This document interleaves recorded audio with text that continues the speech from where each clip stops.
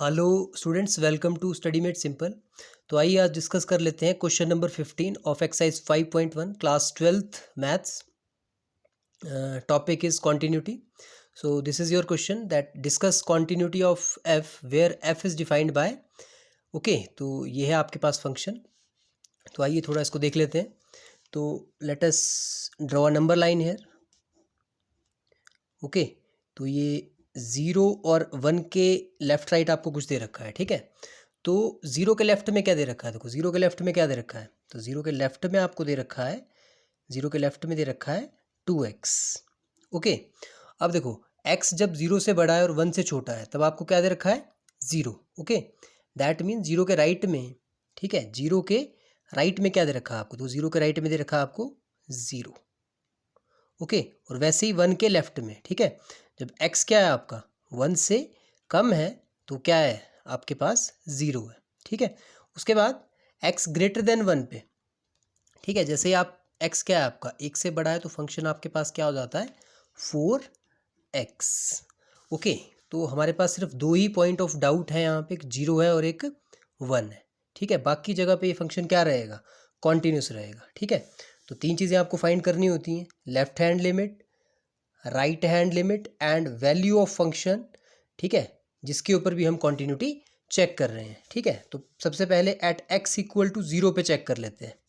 So left hand limit, ठीक है, 0 पे चेक करेंगे। So limit x tends to 0 minus, 0 minus मतलब 0 के लेफ्ट में, तो 0 के लेफ्ट में फंक्शन क्या है 2x है, तो यहाँ पे 2x लिख देंगे। उसके बाद लिमिट h टेंड्स टू 0, अब x के प्लेस पे क्या आ जाएगा, अब x के प्लेस पे आ जाएगा 0 माइनस एच, सो 2 इंटू 0 माइनस एच, ठीक है, बिल्कुल 0 के लेफ्ट में कौन सा पॉइंट होगा। तो यहाँ से क्या करेंगे, अब एच को 0 पुट कर देंगे तो क्या आ जाएगा आंसर आपके पास 2 मल्टीप्लाई बाय 0, तो लेफ्ट हैंड लिमिट आपके पास होगी 0।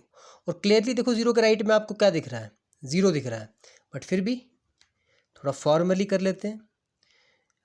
Limit x tends to 0 plus 0 के राइट में, तो 0 के राइट में देखो आपको साफ साफ दिख रहा है कि फंक्शन क्या है 0 है, ठीक है। So limit h tends to 0, तो यहाँ पे 0 ही है। ओके, अब फंक्शन की वैल्यू एट 0, f ऑफ 0 आप फाइंड करेंगे, तो f ऑफ 0 क्या है, तो f ऑफ 0 की वैल्यू क्या है, देखो इक्वल टू पे क्या है, इक्वल टू पे 0 है ये, ठीक है। तो इसका मतलब क्या हो गया, this function is continuous at f is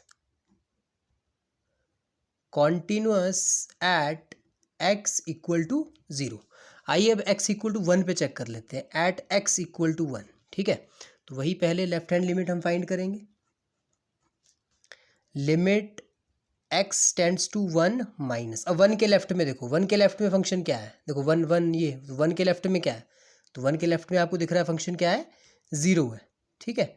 so limit h tends to 0, तो 1 के लेफ्ट में फंक्शन हो गया 0। अब 1 के राइट में चेक करेंगे, x टेंड्स टू 1 प्लस, तो 1 के राइट में फंक्शन है 4x, तो 1 के राइट में फंक्शन है 4x, तो यहाँ पे हो जाएगा आपके पास 1 plus h, h tends to 0, और x की जगह पे क्या आएगा, अब x की जगह पे आ जाएगा आपके पास 1 प्लस एच, ठीक है। 1 प्लस एच मतलब बिल्कुल 1 के राइट में क्या पॉइंट आने वाला है आपके पास, ठीक है। तो h को 0 पुट करेंगे तो कितना हो जाएगा, ये आपके पास हो जाएगा यहाँ पे 4, ठीक है। तो लिमिट ही एग्जिस्ट नहीं की, इसका मतलब f क्या है आपके पास, f is discontinuous, discontinuous at x equal to 1, ठीक है। तो ये फंक्शन आपके पास क्या है, x इक्वल टू 1 के ऊपर डिसकॉन्टिन्यूअस है, बाकी सब जगह पे ये फंक्शन क्या रहेगा, कॉन्टिन्यूअस रहेगा। Okay, so I hope you understood it well. So thank you and have a great time.